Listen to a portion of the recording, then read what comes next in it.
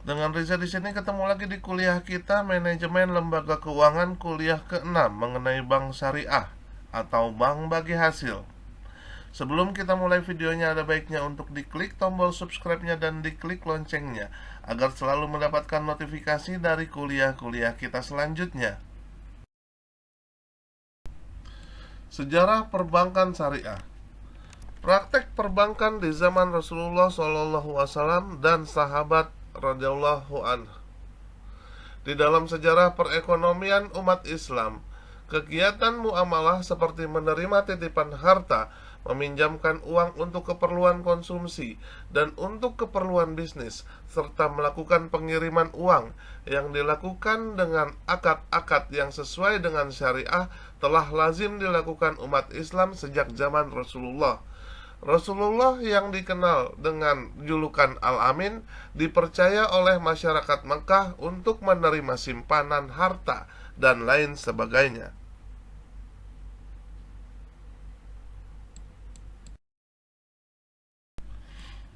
Praktek perbankan di Eropa. Dalam perkembangan berikutnya, kegiatan yang dilakukan oleh perorangan atau jihbiz kemudian dilakukan oleh institusi yang saat ini dikenal dengan bank.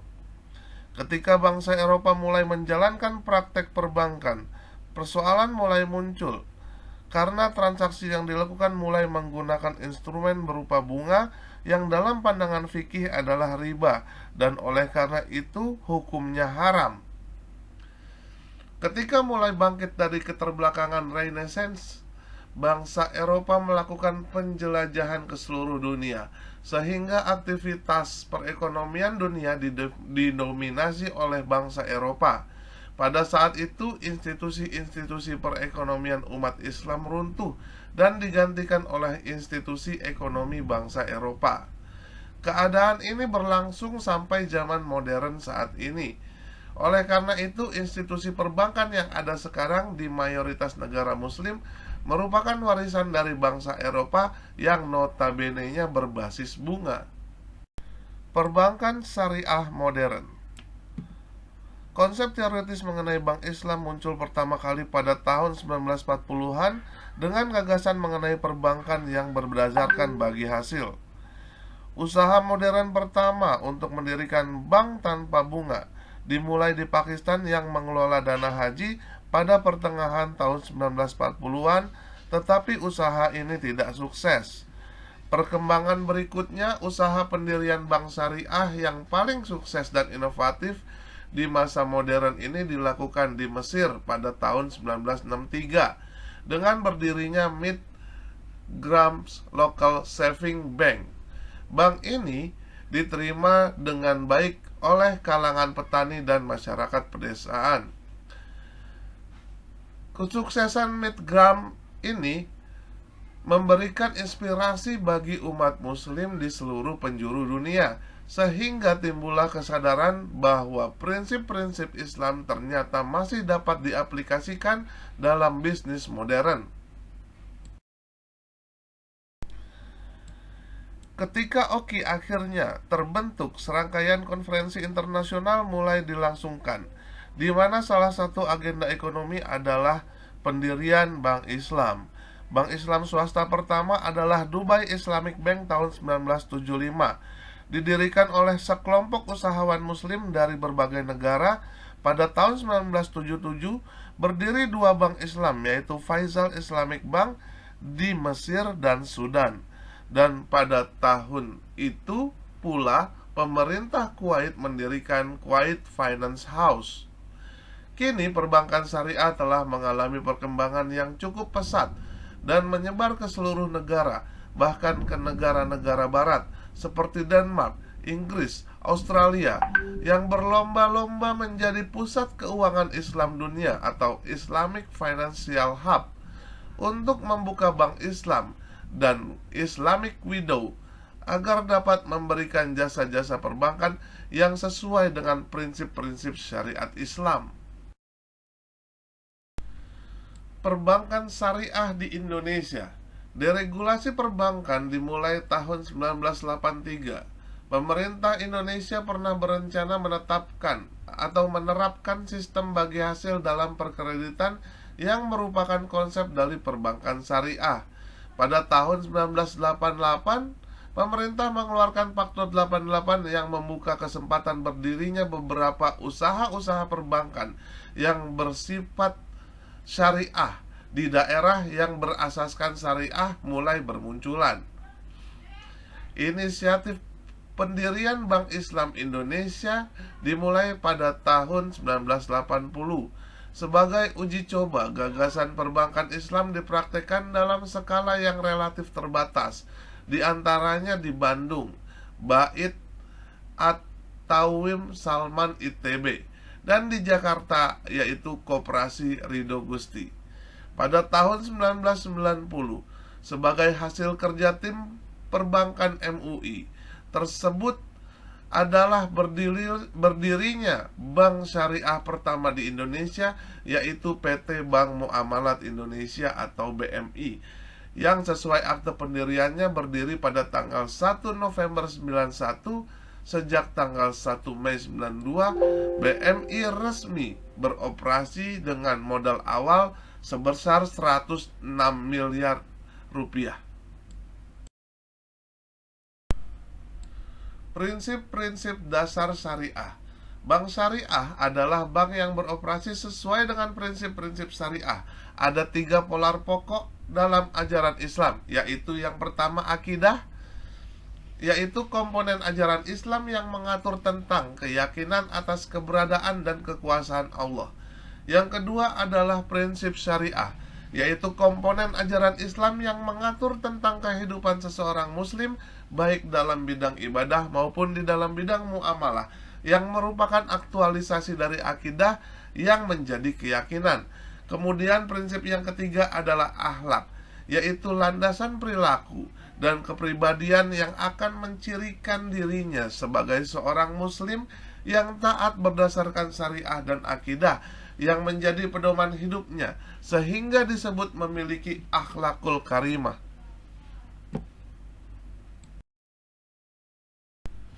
Indikator prinsip syariah.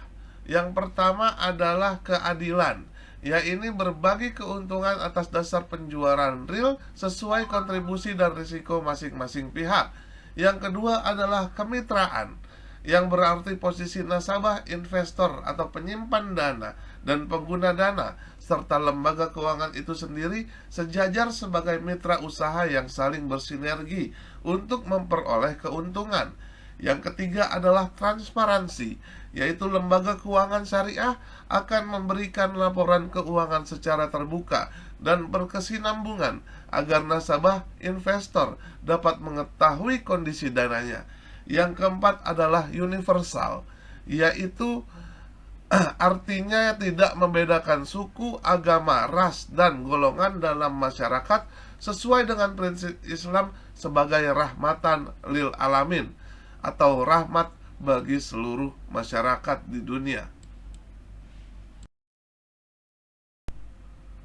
Prinsip-prinsip syariah yang dilarang yaitu maisir. Menurut bahasa maisir berarti gampang atau mudah.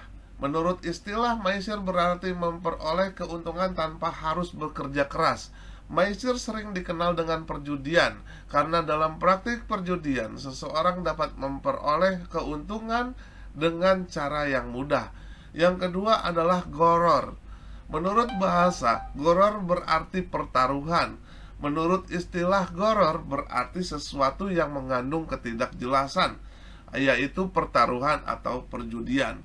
Yang ketiga adalah riba. Makna harfiah dari kata riba adalah pertambahan atau kelebihan, atau pertumbuhan atau peningkatan. Sedangkan menurut istilah teknis, riba berarti pengambilan tambahan dari harta pokok atau modal secara batil.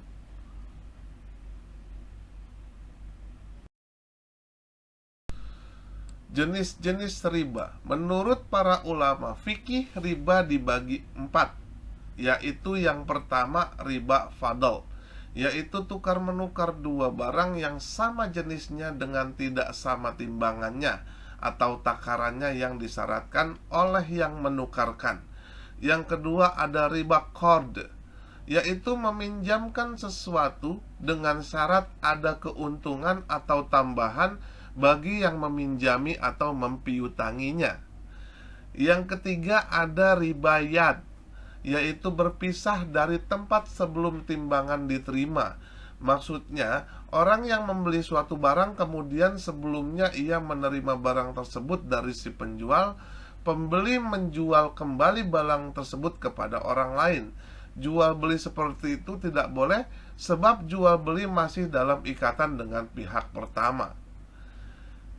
Yang terakhir adalah riba nasi'ah, yaitu tukar menukar dua barang yang sejenis maupun tidak sejenis yang pembayarannya disyaratkan lebih dengan diakhiri atau dilambatkan oleh yang meminjam. Hikmah pelarangan riba. Banyak pihak yang telah menyatakan pandangan berbeda mengenai dasar rasional tujuan pengharaman riba oleh syariah.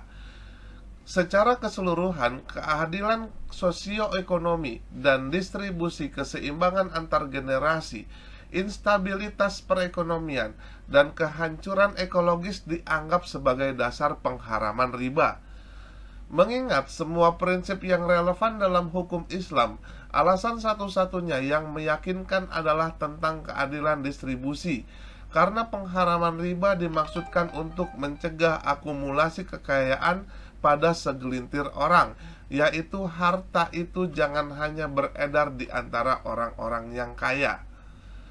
Oleh sebab itu, tujuan utama pelarangan atas riba adalah untuk menghalangi sarana yang dapat menuntun ke akumulasi kekayaan pada segelintir pihak, baik itu bank maupun individu.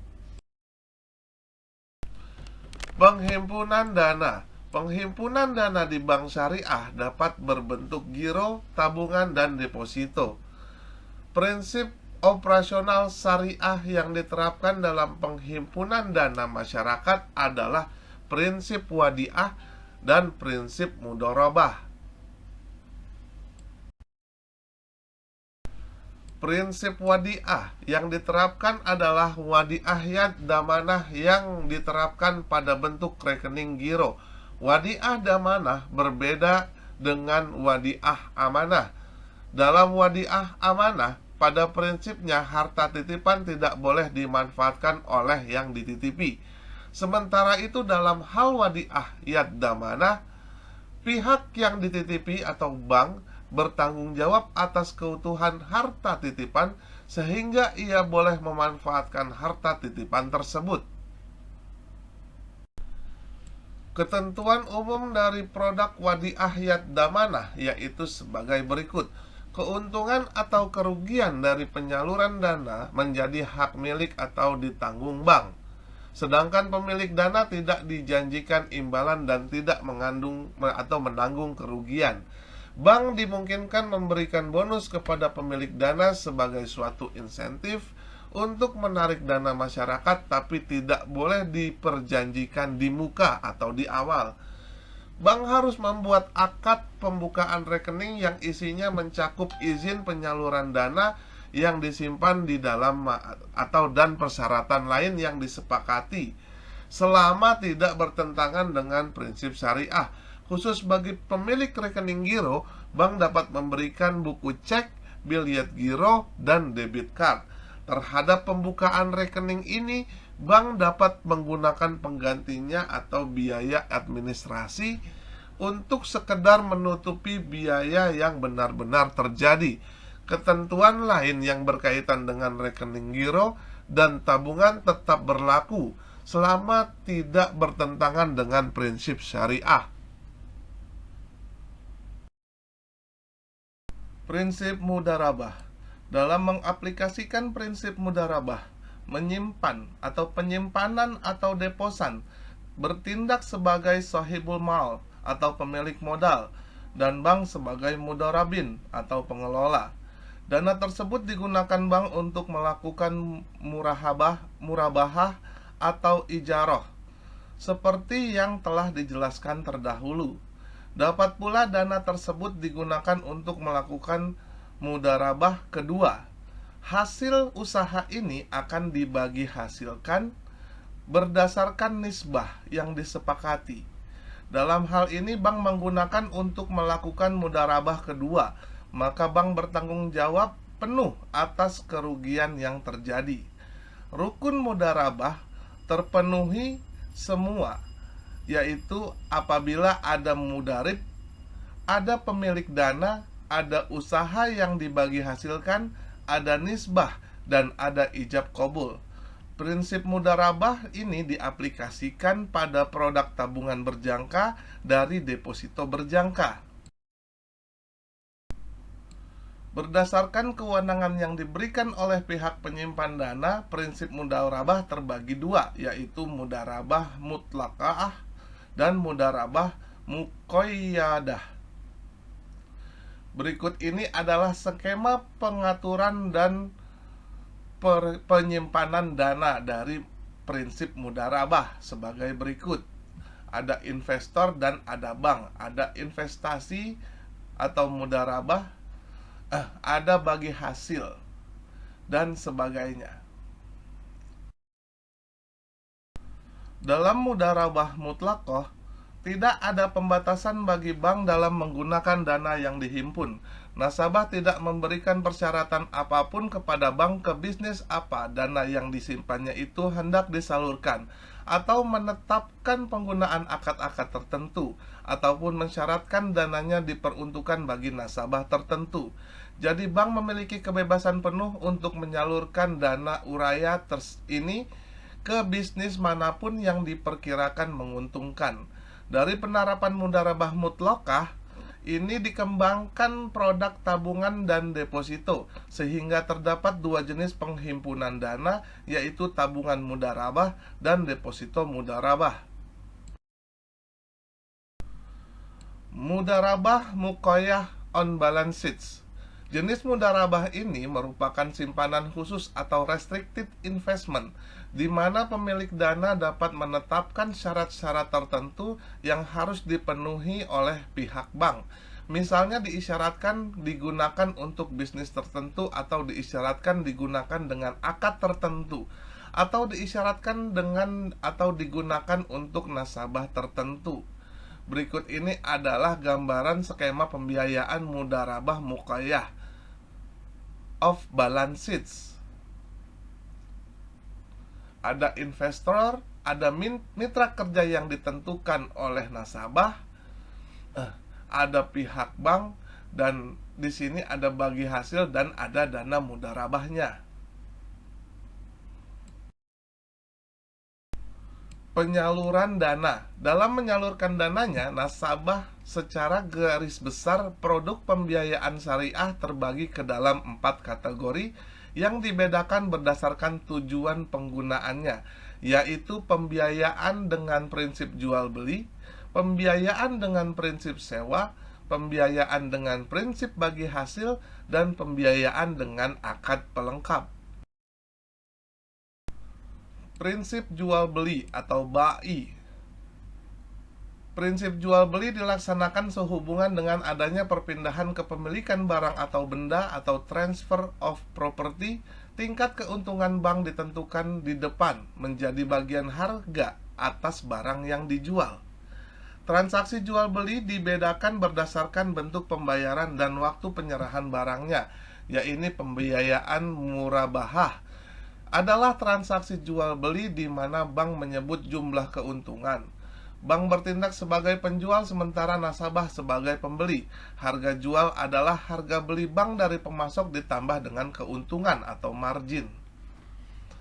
Yang kedua ada pembiayaan salam. Adalah transaksi jual beli di mana barang yang diperjualbelikan belum ada. Oleh karena itu barang diserahkan secara tangguh sementara pembayaran dilakukan secara tunai.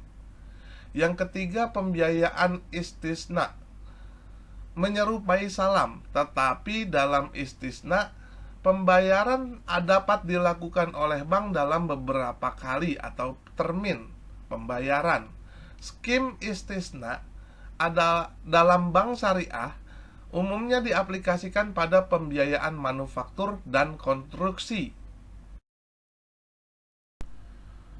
Prinsip sewa atau ijaroh. Transaksi ijaroh dilandasi adanya perpindahan manfaat. Jadi pada dasarnya prinsip ijaroh sama saja dengan prinsip jual beli, tetapi perbedaannya terletak pada objek transaksinya. Bila pada jual beli objek transaksinya adalah barang, pada ijaroh objek transaksinya adalah jasa. Pada akhir masa sewa, bank dapat saja menjual barang yang disewakan kepada nasabah. Karena itu dalam perbankan syariah dikenal ijaroh muntohiyah bit tamlik atau sewa yang diikuti dengan perpindahan kepemilikan. Harga sewa dan harga jual disepakati pada awal perjanjian, sama seperti leasing atau sewa guna usaha dalam perbankan konvensional. Prinsip bagi hasil atau syirkah. Produk pembiayaan syariah yang didasarkan atas bagi hasil adalah sebagai berikut. Yang pertama adalah pembiayaan musyarakah, dilandasi adanya keinginan dari para pihak yang bekerja sama untuk meningkatkan nilai aset yang mereka miliki secara bersama-sama. Pembiayaan mudarabah adalah bentuk kerjasama antara dua atau lebih pihak di antara pemilik modal kepada pengelola atau mudarib dengan suatu perjanjian pembagian keuntungan. Bentuk ini menegaskan kerjasama dalam paduan kontribusi 100% modal kas dari sahib al-mal dan keahlian dari mudarib. Produk jasa perbankan syariah lainnya adalah sebagai berikut. Produk jasa perbankan lainnya yaitu layanan perbankan di mana bank syariah menerima imbalan atas jasa perbankan di luar fungsi utamanya sebagai lembaga intermediasi keuangan.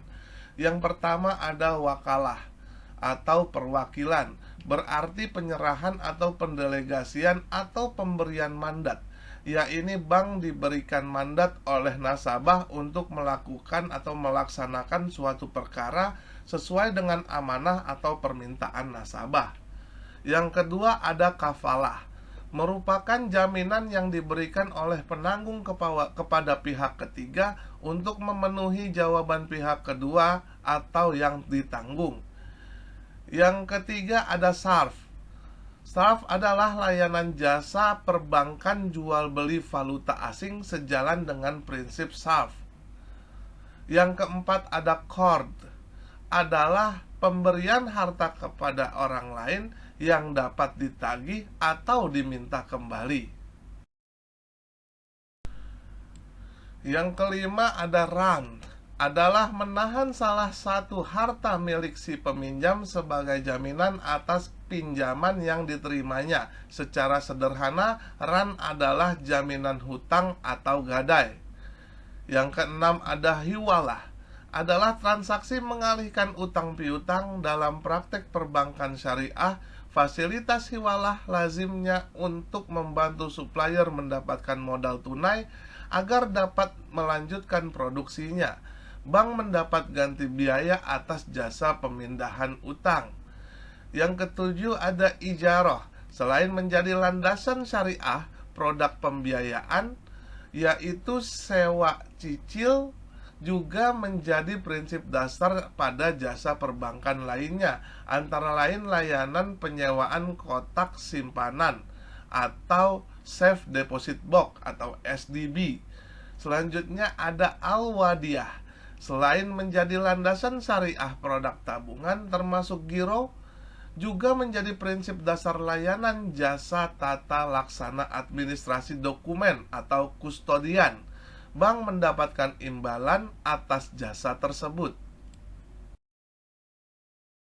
Quotes for today: life changing positive changes.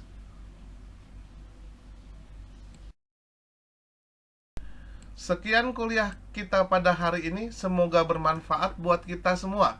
Keep your spirit to learn more. Please like, share, and comment. Dan jangan lupa untuk di subscribe tombolnya dan diklik loncengnya agar mendapatkan notifikasi dari kuliah-kuliah kita selanjutnya. Terima kasih.